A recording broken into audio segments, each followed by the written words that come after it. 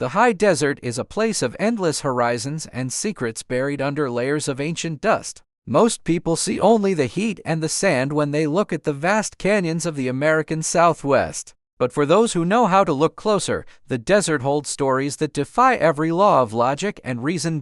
In the late summer of last year, a team of professional rock climbers set out to map a remote section of a nameless canyon. This area was considered unreachable by foot because the canyon walls rose hundreds of feet into the air like jagged teeth. Only those with high-end gear and years of experience would ever dream of scaling these heights. As the sun began to dip toward the horizon, one of the climbers noticed something unusual near a high ledge. Tucked behind a natural pillar of red rock was a shadow that looked too straight and too sharp to be a natural formation. He signaled to his partner, and together they began the final, grueling ascent toward the mysterious opening. When they finally reached the ledge, they expected to find a shallow cavern or perhaps an old miner's stash. Instead, they found themselves standing in front of a floor-to-ceiling glass wall. It was a perfectly preserved mid-century modern facade built directly into the throat of the cave.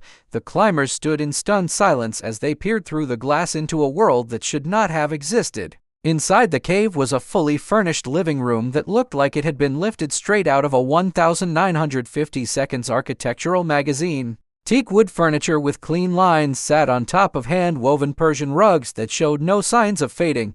A velvet sofa in a deep shade of turquoise faced a low coffee table made of solid walnut. On top of the table sat a ceramic ashtray and a half-full bottle of expensive scotch that had long since evaporated into a syrupy film. There was no dust on the surfaces and no scent of decay in the air. The sheer logistics of what they were seeing began to weigh on the climbers' minds. They were 200 feet up a vertical cliff face in a canyon that was 40 miles from the nearest paved road. There were no trails leading to this ledge and no evidence that a winch system had ever been installed above them. They managed to find an unlocked sliding door and stepped inside the climate-controlled silence of the residence. The air was cool and moved with a faint, mechanical hum that suggested a hidden ventilation system was still functioning. Every piece of furniture was heavy, high quality, and clearly designed for a life of extreme luxury.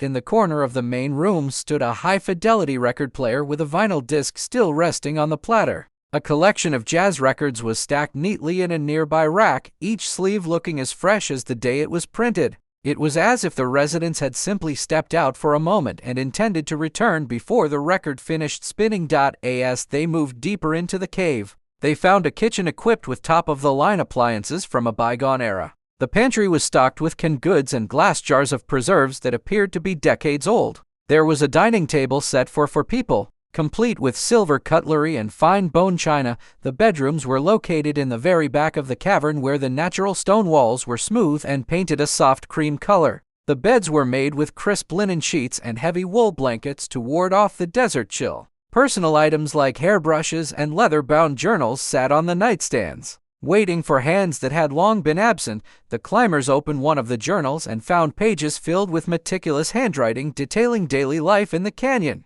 The entries did not speak of hardship or survival, but rather of art, philosophy, and the joy of total isolation. There was no mention of how they arrived or how they managed to haul a grand piano into a mountain.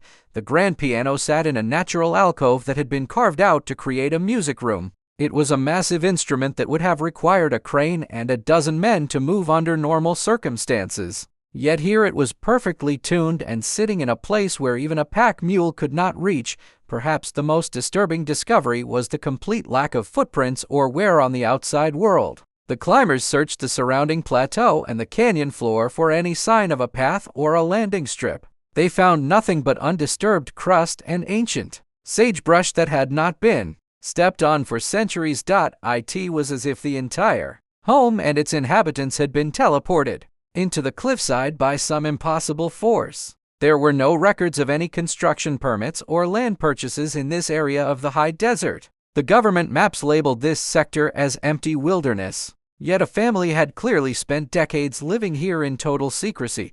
The journals mentioned the silent guests, a term the writers used to describe people who would occasionally visit from the valley. However, there were no descriptions of these guests or how they managed to scale the cliffs to reach the home. The entries simply noted that the guests brought news of the world and departed before the moon rose. In the back of the cave, the climbers found a heavy steel door that was locked from the inside. They could hear the faint sound of running water behind it, suggesting a private well or a sophisticated plumbing system. They chose not to force the door open, feeling a growing sense of intrusion into a life they weren't meant to see.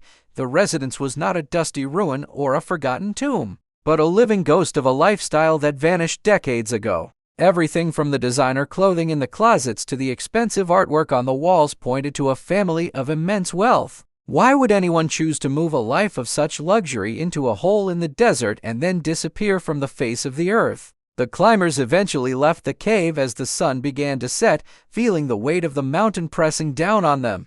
They took photos of the interior, but when they later tried to show them to local authorities, the images were blurred and distorted by strange static. It was as if the house itself was resisting being documented or understood by the outside world.